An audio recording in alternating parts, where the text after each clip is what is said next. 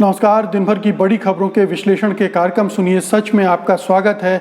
मैं हूं मुकेश कुमार। तो दोस्तों, शुरू करते हैं आज का सुनिए सच। आज की खास खबरों पर नजर डालते हुए, तालिबान की स्वतंत्रता सेनानियों से तुलना पर बवाल, केस दर्ज।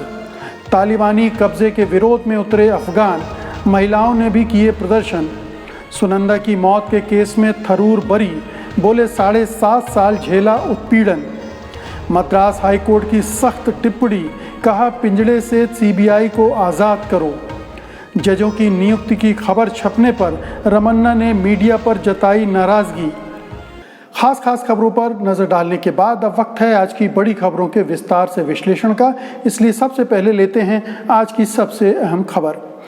All India Muslim personal law board के सदस्य मौलाना सज्जाद नोमानी ने न सिर्फ तालिबान का समर्थन किया है बल्कि उनकी तारीफ भी की है और कहा है कि उन्होंने दुनिया की सबसे ताकतवर फौज को हराया है।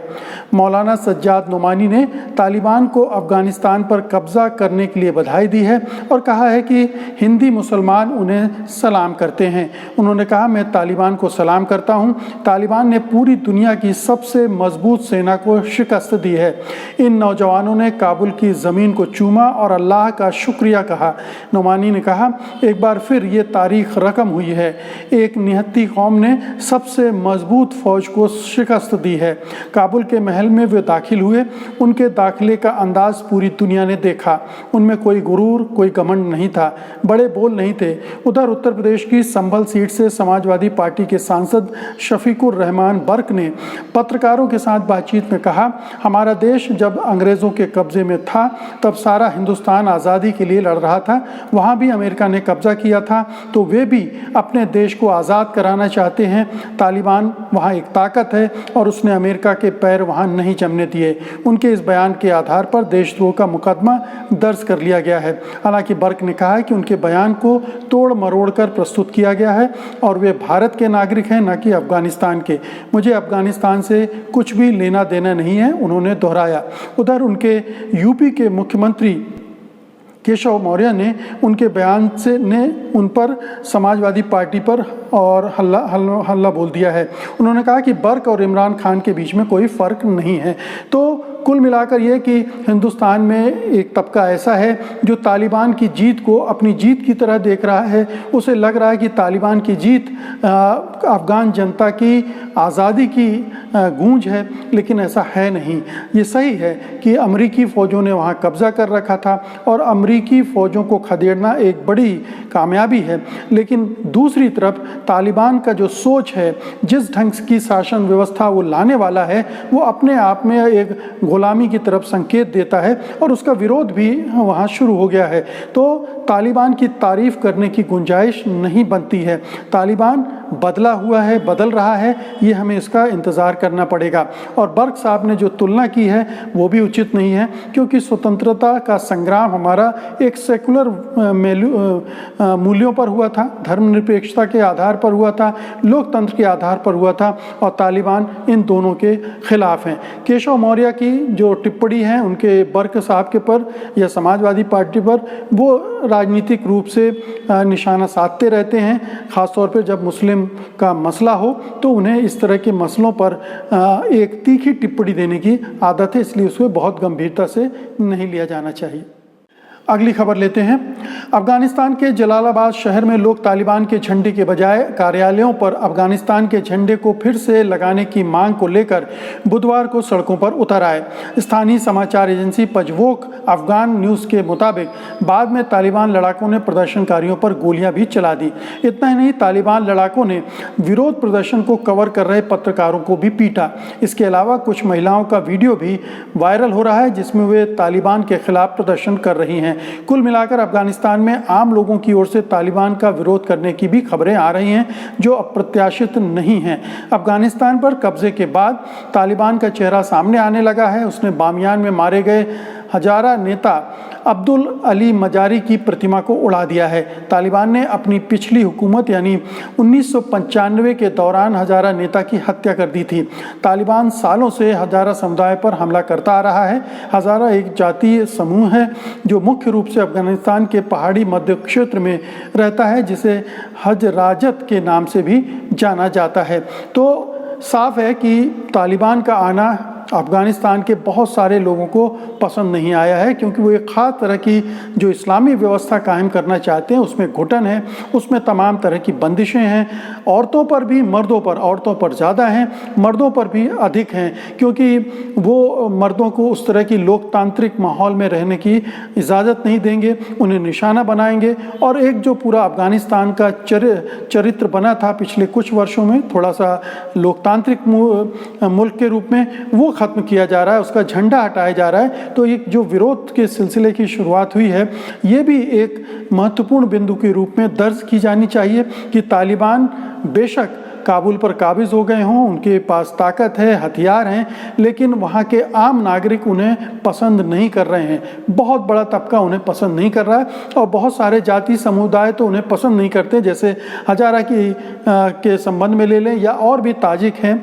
उज्बेक हैं, वो उन्हें पसंद नहीं करते। तो बहुत सारे समूह अब तालिबान से भिड़ेंगे भी। तो अभी तालिबान की जो फिल्म है वो पूरी नहीं हुई है, अभी बहुत सारे इसके शॉर्ट सीन्स बाकी हैं जो आने वाले दिनों में हमें देखने को मिलेंगे। अगली खबर लेते हैं। दिल्ली की एक अदालत ने बुधवार को कांग्रेस सांसद शशि थरूर को उनकी पत्नी सुनंदा पुष्कर की मौत के मामले में लगे आरोपों से बरी कर दिया है। सुनंदा पुष्कर की मौत संदिग्ध परिस्थितियों में 17 जनवरी 2014 को दिल्ली के होटल लीला पैलेस में हुई थी। वो कमरे में मृत पाई गई थीं। अदालत ने थरूर के खिलाफ आरोप तय करने तक से इनकार कर दिया। थरूर ने इस फैसले पर अदालत का शुक्रिया अदा किया है और कहा कि बीते 7.5 साल बेहद उत्पीड़न भरे रहे। सुनंदा की पोस्टमार्टम रिपोर्ट में कहा गया था कि नींद की गोलियों का ओवरडोज उनकी मौत का कारण हो सकता है। हालांकि रिपोर्ट से ये नहीं पता चला था कि उनकी मौत कैसे हुई या उन्होंने आत्महत्या की थी या नहीं। उनके पूरे शरीर पर चोट के कई निशान भी थे।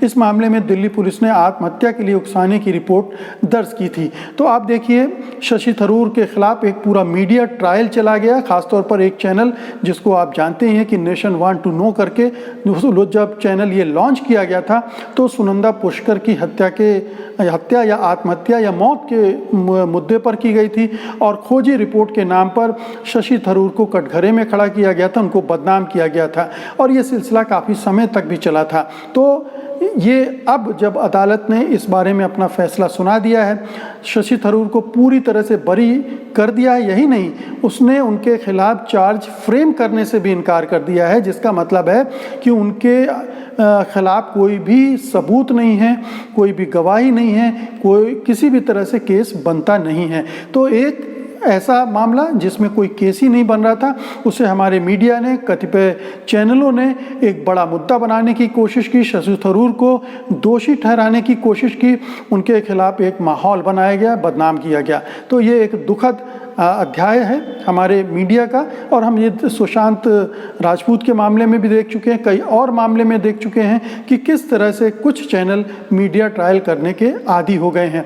लेकिन शशि थरूर के लिए अच्छी बात है कि ये मामला उनके लिए सुखांत हुआ है, वो पूरी तरह से बरी हो गए हैं और अब चैन की सांस ले सकते हैं। एक जो उन्हें कटघरे में इतने सालों तक खड़ा रहा, अब उससे वो मुक्त हो गए हैं। अगली खबर लेते हैं। मद्रास हाईकोर्ट ने केंद्रीय जांच एजेंसी सीबीआई की स्वायत्तता और आज़ादी की जोरदार वकालत करते हुए कहा है कि इसे सिर्फ संसद के लिए जवाबदेह होना चाहिए। बीते कुछ सालों में विपक्ष लगातार आरोप लगाता रहा है कि मोदी सरकार अपने राजनीतिक विरोधियों के खिलाफ सीबीआई सहित ईडी और इनकम टैक्स जैसी जांच एजेंसियों का बेजा इस्तेमाल कर रही है। अदालत ने अपनी टिप्पणी में कहा, सीबीआई को उसी तरह की स्वायत्तता मिलनी चाहिए जैसी भारत के नियंत्रक महालेखा परीक्षक यानी सीएजी कैग को हासिल है और जो सिर्फ संसद के प्रति जवाबदेह है। शीर्ष अदालत ने कहा कि ये आदेश पिंजड़े में बंद तोते यानी सीबीआई को आज़ाद कराने की कोशिश है। यहाँ याद दिलाना होगा कि सुप्रीम कोर्ट 2013 में भी कोयला क्षेत्र के आवंटन मामले में सुनवाई के दौरान सीबीआई को पिंजड़े में बंद तोता बता चुका है। उस वक्त बीजेपी विपक्ष में थी और भाजपा ने कहा था कि सीबीआई को आज़ाद बनाना चाहिए, उसे मुक्त किया जाना चाहिए। तो एक विरोधाभास है। सीबीआई हमेशा से उसके गलत इस्तेमाल के, राजनीतिक इस्तेमाल की शिकायतें होती रही हैं। और जब यूपीए के सरकार की दूसरा भाग था, यूपीए 2, तब भी ये आरोप लगा था और तभी सुप्रीम कोर्ट ने कहा था कि सीबीआई पिंजड़े में बंद तोता है। और उस समय बड़ा हंगामा मचा था, आंदोलन हुआ था जो अन्ना का। उसका एक बिंदु ये भी था कि लोकपाल बने और सीबीआई को भी सरकारी तंत्र से आज़ादी मिले, स्वायत्तता मिले, ताकि वो निष्पक्ष होकर कोई भी जांच काम कर सके। और लेकिन वही बीजेपी जो उस समय सीबीआई की स्वायत्तता की मांग कर रही थी, वकालत कर रही थी, जब सत्ता में आई तो उसका दुरुपयोग करने लगी। और इस हद तक दुरुपयोग करने लगी कि पूरी तरह से ऐसा लगता है कि इस तरह का दुरुपयोग पहले कभी नहीं हुआ था जो मोदी सरकार ने किया है। बिल्कुल चुन चुन कर राजनीतिक विरोधियों के खिलाफ उन्होंने सीबीआई का इस्तेमाल किया है। और अब मद्रास हाई कोर्ट ने ये अगर एक निर्देश दिया है, एक स्ट्रिक्चर पास किया है, तो इसको गंभीरता से लिया जाना चाहिए और सीबीआई को सरकारी तंत्र से, सरकार से मुक्त कराने की दिशा में कदम उठाए जाने चाहिए। और अब आज की अंतिम खबर लेते हैं। सुप्रीम कोर्ट के कॉलेजियम ने 9 जजों के नामों को केंद्र सरकार के पास भेजा है। ये खबर कई न्यूज़ वेबसाइट्स पर आने से सीजेआई एनवी रमन्ना नाराज़ हैं। रमन्ना ने कहा है कि वो इससे परेशान हैं। उन्होंने मीडिया से अपील की है कि वो इस तरह की खबरों की रिपोर्टिंग करते वक्त जिम्मेदारी दिखाए। बुधवार को सुप्रीम कोर्ट से रिटायर हुए जस्टिस नवीन सिन्हा की विदाई के मौके पर प्रधान न्यायाधीश ने कहा, जजों की नियुक्ति की प्रक्रिया बेहद पवित्र काम है और इसके साथ गरिमा भी जुड़ी हुई है। मीडिया के दोस्तों को ये समझना चाहिए और इस प्रक्रिया की पवित्रता को स्वीकार करना चाहिए। नवन्ना ने कहा, इस तरह के भी उदाहरण हैं जब कई प्रतिभाएं इस तरह की रिपोर्टिंग और अनुमानों के चलते दम तोड़ गईं। ये बेहद दुर्भाग्यपूर्ण है और मैं इससे बेहद परेशान हूँ। उन्होंने कहा कि जजों की नियुक्ति की प्रक्रिया जारी है, इसे लेकर बैठकें होंगी और फैसला लिया जाएगा। तो हो सकता है रमन्ना साहब को ये अटपटा लग रहा हो, इस पर दिक्कत हो रही हो, नाराज़गी हो रही हो, लेकिन हकीकत ये है कि सुप्रीम कोर्ट के कामकाज में, ख़ासतौर से कॉलेजियम के कामकाज में एक ट्रांसपेरेंसी की मांग पहले से की जाती रही है।